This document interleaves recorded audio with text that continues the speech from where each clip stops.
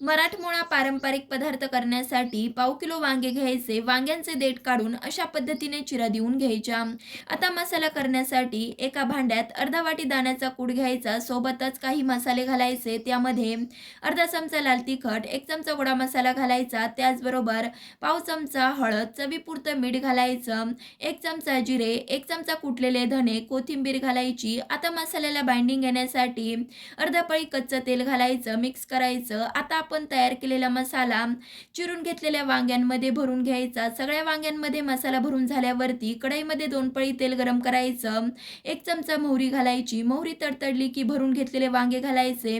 2 ते 3 मिनिटं परतवून घ्यायचे. नंतर झाकण ठेवून 10 ते 15 मिनिटांसाठी वाफेवरती भाजी शिजवायची. मस्त असं पारंपरिक खारं वांगं आपलं तयार झालंय. तुम्ही कधी ट्राय करताय ते तर कमेंट करून सांगा. त्याचबरोबर लाईक, शेअर, सबस्क्राईब देखील नक्कीच करा. धन्यवाद.